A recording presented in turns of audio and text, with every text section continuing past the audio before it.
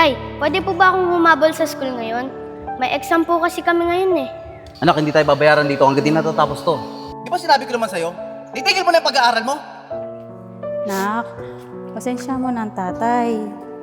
Nay, ba't ganun ba si tatay? Gusto ko lang naman po makapag-aral eh. Alam mo, meron akong alam na eskwelahan sa bayan na libre kang makakapag-aral. Wala kang makukuhang suporta galing sa akin. Tandaan mo yan! Ma'am, kayo na po ang bahala sa anak ko. Opo, huwag po kayong mag-alala. Hindi ko pababayaan si Lucas. Oh, ano pang hinihintay mo dyan? Baba mo na yung gamit mo doon at maglinis ka na doon. Hindi ka magbubuhay prinsipe dito.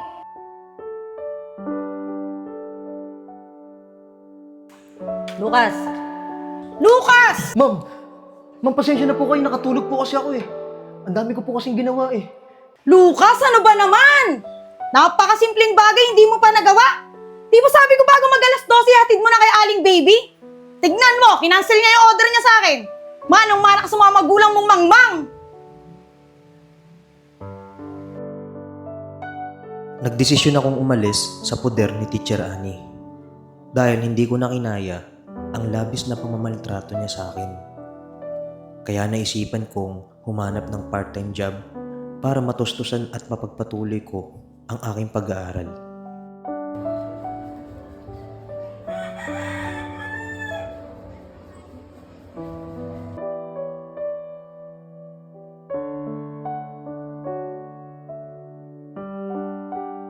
Nako, hindi kami tumatanggap ng hindi college graduate dito eh. Subukan mo na lang sa iba.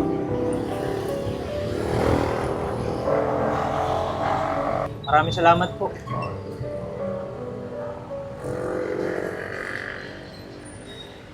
Huwag po kayong mag-alala. Kaya ko naman po pagsabayin yung pagtatrabaho kahit pumapasok po ako sa eskwelahan eh. Naku po, hindi po kami tumatanggap ng part-time dito. Puro full-time po dito. Sige po. Maraming salamat po.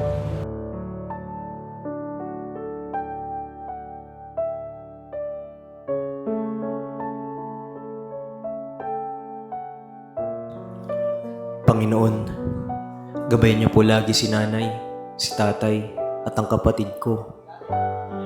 Hindi ko po alam kung hanggang kailan matatanggap ni tatay. Pero umaasa ako na darating ang panahon, maintindihan niya din ang lahat ng ginagawa ko para sa kanila. Kuya, pwede bang isa lang?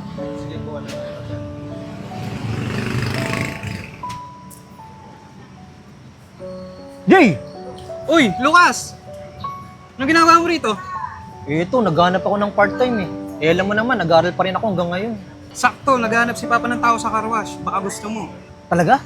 Oo, kaya nga lang, medyo mababa nga lang yung sahod. Okay lang ba sa'yo? Naku, okay lang yun pare. Ang importante, makapagganap ako ng trabaho.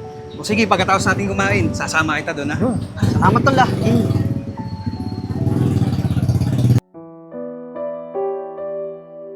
O, ayan tol ha. Start ka na raw bukas. Maraming salamat tol ah. Hindi ko alam kung paano makakabawi sa'yo. Ano ka ba, wag mo nang isipin yun. Ang mahalaga, may trabaho ka na ngayon. Huwag kang mag-alala tol. Pagbubutihan ko talaga. O, basta, pag may kailangan ka, sabihan mo lang ako ha. Maraming salamat talaga tol ah.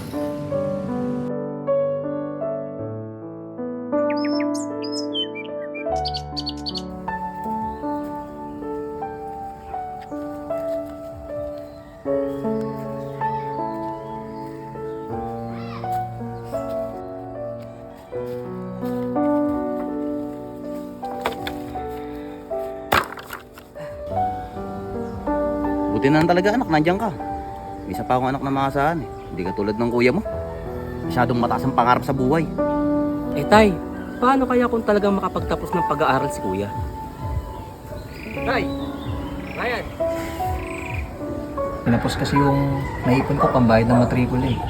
Oh, anong gusto mong mangyari? May sasahurin naman po talaga ako sa pinapasok ko sa trabaho. Eh, bala ko po sana manghiram sa inyo kahit 3,000 eh. Lucas naman! Anong gusto mangyari? Yung kakain namin, nabibigay pa namin sa'yo. Yan ang sinasabi ko sa'yo matagal na. Gastos lang yan. Igor! Bakit mali ba ako? Mabuti pa nga ito si Ryan, naasahan ko eh. Hindi ka tulad mo, sarili mo lang iniisip mo.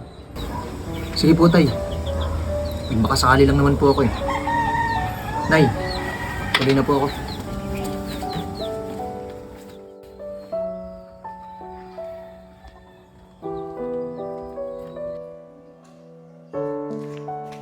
Lucas, anak, saglit lang. Nay, Anak, kunin mo na to. nay ano to? Pinag-ipunan ko yan para sa'yo. Pero paano kay ni tatay? Huwag mo na kami intindihin. Basta patunayan mo sa tatay mo na kaya mo. Nay, maraming salamat. Balang araw makabawi din ako sa inyo.